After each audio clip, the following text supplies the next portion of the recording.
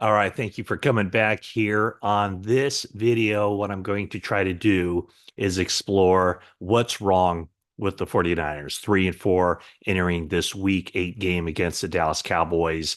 I kind of look back to that game against Seattle where the talk inside the locker room was, it's really not a must-win game, but it feels like a must-win game. And that's kind of the way I think the team is approaching, or you have to look at this game, Sunday Night Football against Dallas. So going to get into the reasons why the 49ers have struggled and are far below expectations. And it's going to be a long list. So settle in and get ready for that. And this is brought to you by Canyon Club Brewery. It's a brewery, a restaurant, a beer garden located in Moraga, California, pretty close to where I live. So it's definitely one of my go-to spots, and hope to see you there real soon as I go there quite regularly. And they'll be opening a new spot at the Livery in Danville. So check that out. I'm sure if you stop by there, I'll keep you posted on when it opens, and it should be a great location, and a good time will be had by all, I am sure. Okay, let's get right to it. Why are the 49ers 3-4? Why are they considerably lower as far as the expectations go, what they are in the delivery? They have overpromised and underdelivered through 7 games. And we're just going to tick these reasons off. And I think you'll be surprised at just how you really can't pin it on just one thing. It's not just the offense. It's not just the defense. It's not just the special teams.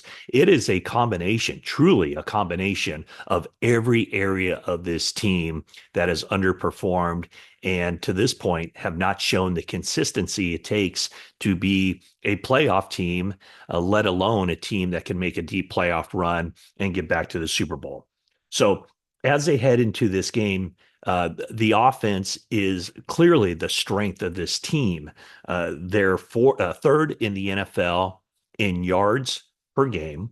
That's fourth in passing, and they're seventh in running. So you look at it on the surface and you think, well, the offense is not the problem. In fact, probably you could say that the offense is the least of the 49ers' concerns, which doesn't necessarily feel right coming off a game where Brock Purdy threw 3 interceptions. And 49ers had some chances in the second half of that game against Kansas City, but couldn't get the job done. But where they've really struggled is in the red zone and with the giveaways. So the red zone situation. A year ago, Brock Purdy was completing 70.3% of his red zone pass attempts, 19 touchdowns, and only 2 interceptions the entire season in the red zone. This year, he is completing 57%, so far below what he was completing last year. And obviously, if you complete passes in the red zone, you're gaining yards and you're, potentially getting into the end zone with a higher frequency. That kind of seems elementary. This year, 7 touchdowns, 1 interception in the red zone. But another place where it really shows up is with the running in the red zone. Last year, Christian McCaffrey led the NFL with 63 runs attempted inside the red zone, and he averaged 3.1 yards per attempt down there. Jordan Mason this year is averaging probably, he already has more. He's on pace to exceed the volume of runs in the red zone, but he's only averaging 2.7 yards. That's not that big of a deal. 3.1 last year with McCaffrey to 2.7 this year with Mason. But where it really shows up is in those tight quarters inside the 5 yard line. Inside the 5 yard line last year, McCaffrey had 17 carries for 17 yards, which doesn't sound great, but then you got to realize that a lot of those are at the 1 yard line because he did have 9 touchdowns inside the 5 yard line. This year with Jordan Mason, this really shows up. This is a glaring number. 7 rushing attempts inside the 5 yard line, 7 rushing attempts total, -1 yard rushing, and only 1 touchdown. So last year, basically, McCaffrey scored a touchdown more than half of his carries inside the 5 yard line and averaged 1 yard per carry.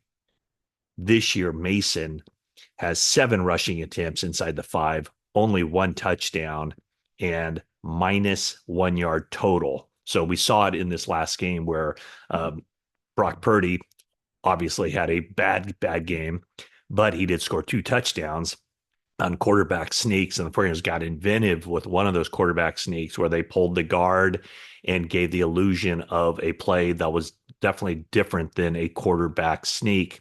And Jake Brindle led his way right into the end zone.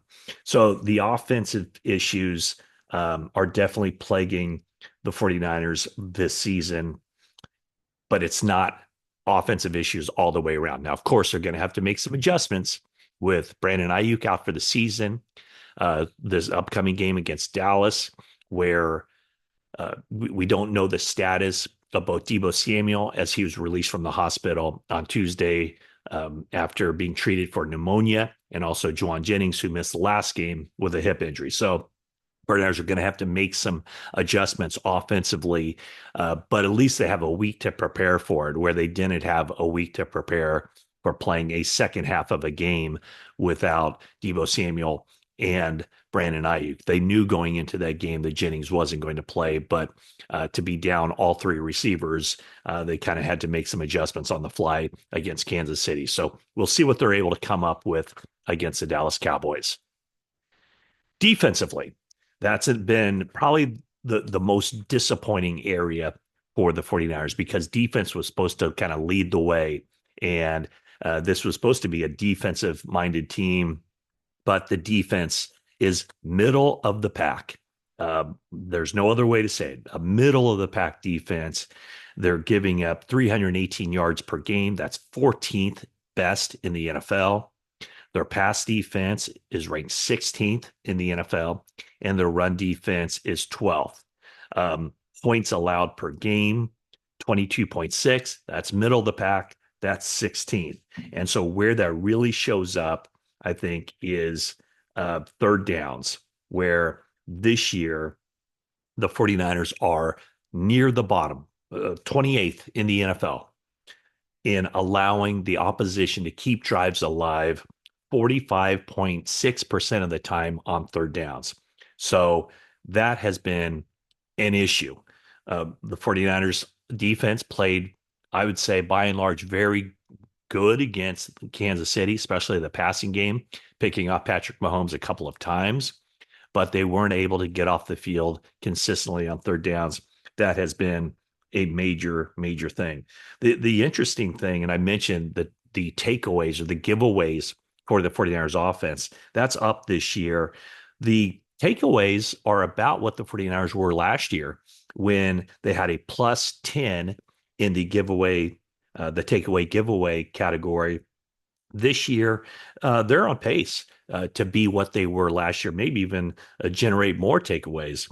Last year, 28 for the entire season. We're not halfway through this year, and it's already 13 takeaways for the 49ers, with 8 interceptions and 5 fumble recoveries.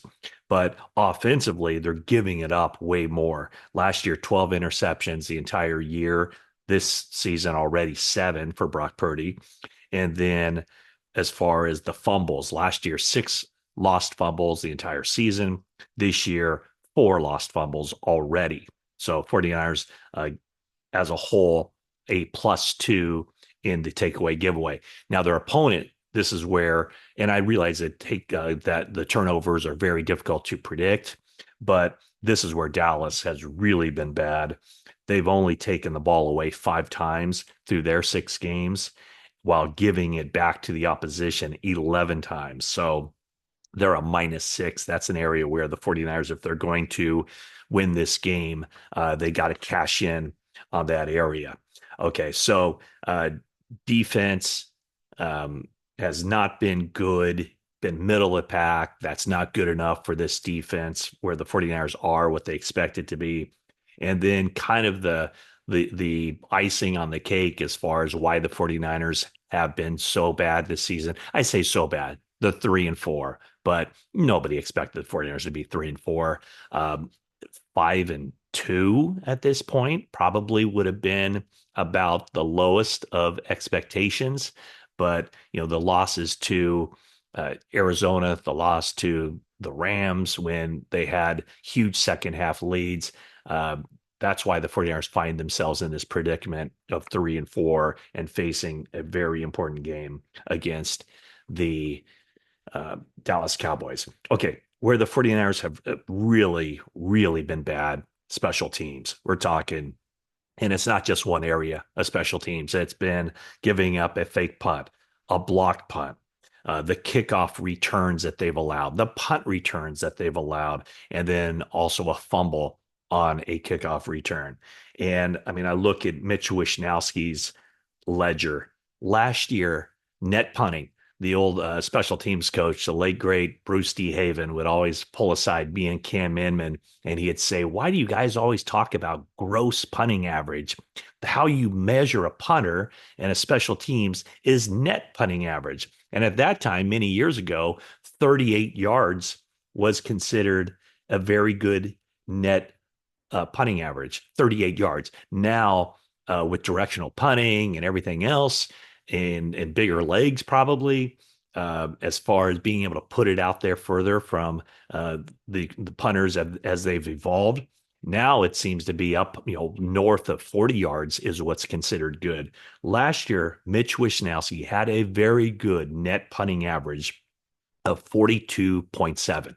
So that takes into account distance on the punt, hang time, and then the coverage units really being buttoned up. So 42.7. That was good. This year, the 49ers net punting average, 35.6. That's atrocious. That is a 7-yard swing. Anytime the 49ers have a drive that stalls, the opposition is getting the ball nearly 10 yards up the field further than they did a year ago. So that's huge. Another area where the 49ers have been god awful is on their kick returns.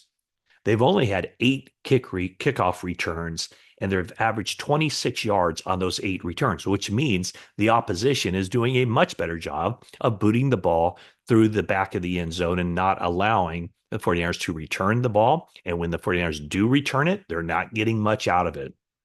With the 49ers kickers, and I realize they're on their 3rd kicker, and with each kicker, the leg strength has gone down from Moody to Wright to now Carlson.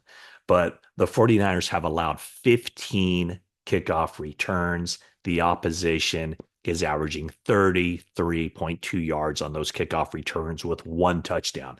So another case of the 49ers are getting the ball 7 yards further back than the opposition. So, as you can see, there are a lot of reasons why the 49ers haven't been very good through 7 games. And it's not just, I guess we can put coaching on every level, offensive coaching, defensive coaching, special teams, but it's been the players too. It's been offense has had its reasons why the 49ers aren't better. Defense, certainly, and then special teams. So not a real rosy picture here on a Wednesday morning as the 49ers hit the practice field in a few hours.